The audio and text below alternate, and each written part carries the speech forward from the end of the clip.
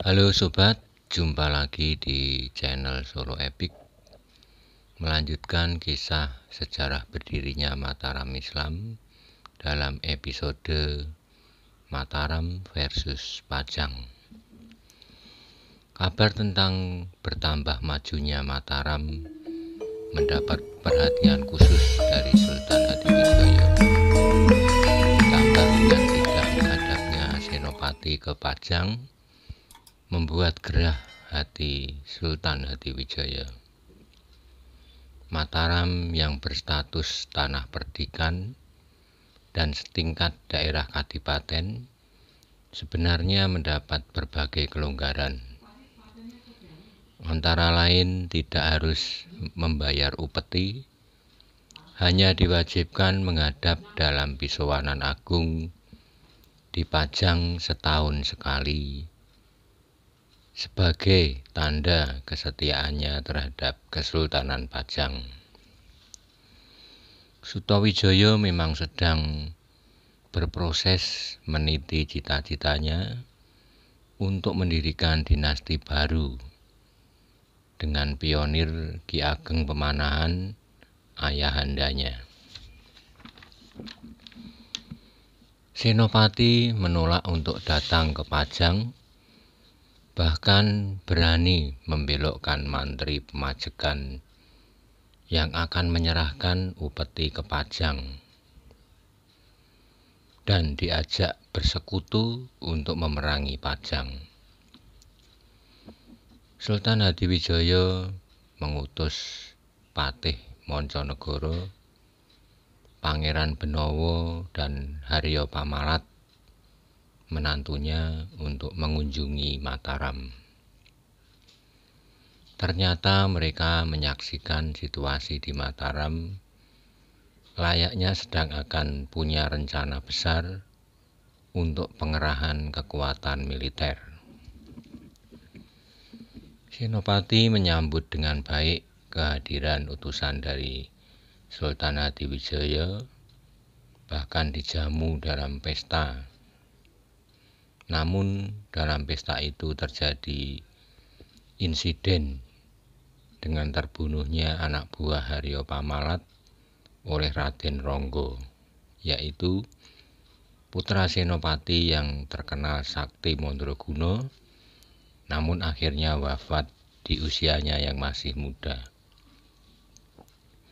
Ketika utusan kembali ke Pajang, Ki Patih Monconegoro membuat laporan yang tidak menimbulkan tidak enaknya hati Sultan Hadiwijaya dengan membesut laporan keadaan di Mataram tidak seperti apa adanya. Bahkan disinggung pula tentang kematian anak buah Haryo Pamalat karena kesalahannya sendiri. Sultan Hadiwijaya menerima laporan itu dan tidak memberikan sanksi, namun tetap menuntut Senopati untuk menyatakan kesetiaannya dengan menghadap ke Pajang.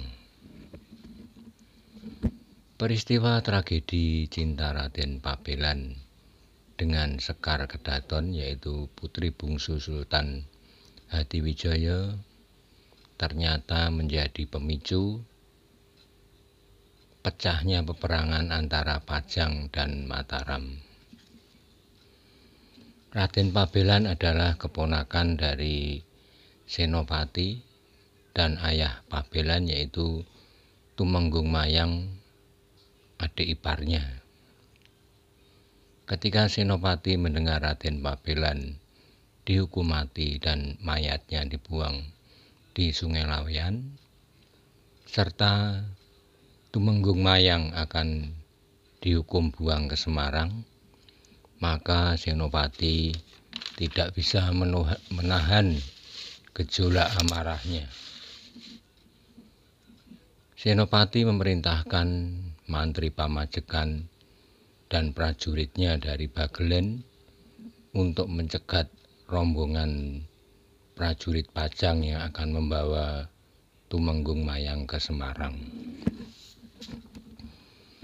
Prajurit Pajang dapat diporak-porandakan, banyak yang tewas, yang selamat melarikan diri kembali ke Pajang, sedangkan Tumenggung Mayang dibawa ke Mataram. Di Mataram, kelak kemudian Tumenggung Mayang dijadikan salah satu senopati Perang Mataram. Haryo Pangiri sebagai menantu Sultan Hadiwijaya mendesak agar Pajang segera menggempur Mataram.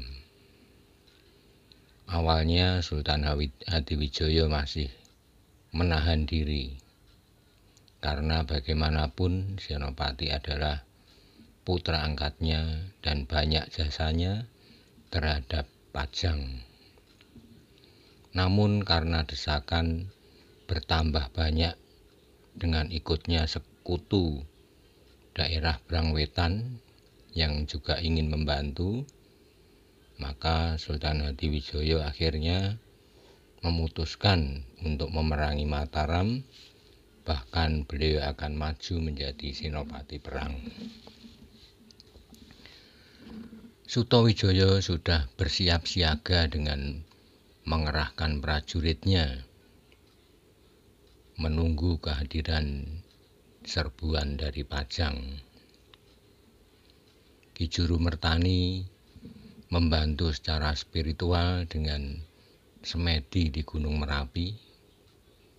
Bala bantuan dari Keraton Gaib Segoro Kidul juga sudah dikomando.